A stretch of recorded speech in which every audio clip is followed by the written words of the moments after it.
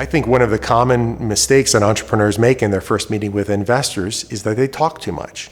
Entrepreneurs like to just give some sort of free-form description of their business that anticipates all potential questions and is sort of like a closing argument in a trial. They speak for 15 or 20 minutes, maybe even with the assistance of PowerPoint slides, just talking and talking and talking, and the angel has zoned out or has missed something really important. I think this approach, though very common, is much less effective than a real conversation. I think an entrepreneur that listens and asks questions is going to create a more engaged experience. So after the first 2 minutes of describing what it is you do, pause for a moment and ask what the investor's reaction to that 2-minute description is.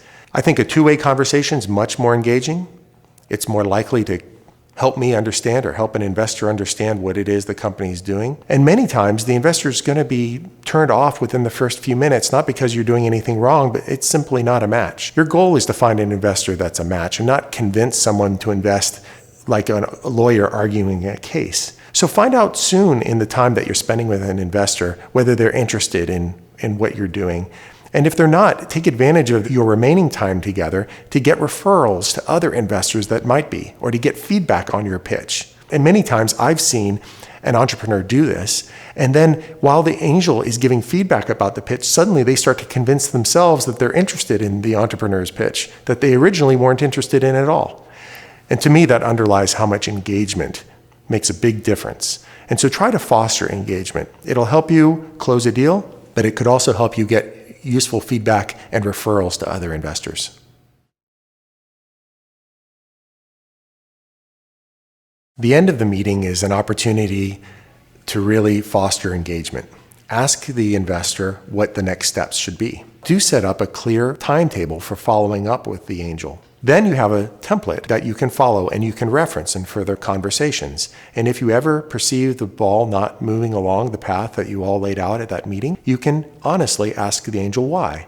And it's an opportunity for the angel to either change the plan toward an investment or to say that they're becoming less interested and maybe are no longer committed to a path toward investing. You don't want to be so relentless in your pursuit of convincing the investor to invest that you drive them away and cause them to stop returning your phone calls or your emails. At the same time, you want to be persistent in maintaining engagement, and that's a subtle balance to maintain.